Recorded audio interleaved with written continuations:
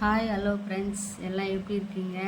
இன்றைக்கி நம்மளோட வீடியோவில் வந்து முட்டை தக்காளி சட்னி ரெசிபி தான் பார்க்க போகிறீங்க. அதுக்கு ஒரு 4 ஸ்பூன் எண்ணெய் ஊற்றி கொஞ்சமாக கடுகு உளுத்தம் பருப்பு போட்டு ஒரு வெங்காயம், பெரிய சைஸ் வெங்காயம் பொடியாக கட் பண்ணி போட்டு ஒரு கொத்து கருவேப்பிலை போட்டு நல்லா வதக்கி எடுத்துக்கலாம். வெங்காயம் நல்லா வதங்கணும், நல்லா வதக்கி எடுத்துக்கலாம் ஃப்ரெண்ட்ஸ். யாருக்கெல்லாம் இந்த ரெசிபி பிடிக்குன்னு எனக்கு கமெண்ட் பண்ணுங்கள் ஃப்ரெண்ட்ஸ்.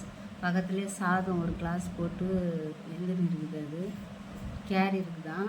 ஒரு 3 தக்காளி, பெரிய தக்காளி, பழுத்த தக்காளியாக கட் பண்ணி போட்டுருக்குறேன். கொஞ்சமாக ஒரு கொட்டை புளி போட்டுருக்குறேன். அது நல்லா மேட்ச் பண்ணி எடுத்துக்கலாங்க. நல்லா அது வேகட்டும் தக்காளி. நீங்கள் யாரெல்லாம் இந்த ரெசிபி செய்திருக்கிறீங்கன்னு எனக்கு கமெண்ட் பண்ணுங்க ஃப்ரெண்ட்ஸ். தேவையான அளவு கொஞ்சம் உப்பு போடலாம். கொஞ்சமாக ஒரு 1/4 டீஸ்பூன் மஞ்சத்தூள் போடலாம். நல்லா கலரி விட்டு, எங்கள் வீட்டில் இருக்கிற பூனைங்க ஃப்ரெண்ட்ஸ் இதுங்க. நல்லா தக்காளி வேகட்டும். மூடி போட்டு மூடி வச்சுக்கலாம் கொஞ்சம் நேரம், தக்காளி வேகட்டும். நாளைக்கு என்ன ரெசிபி வேணுன்றது எனக்கு கமெண்ட் பண்ணுங்க ஃப்ரெண்ட்ஸ். தக்காளி நல்லா வெந்துடுச்சுங்க. தண்ணியெலாம் ஊற்றலை, அப்படியே எண்ணெயிலே வேகணும். தக்காளி, புளி எல்லாமே.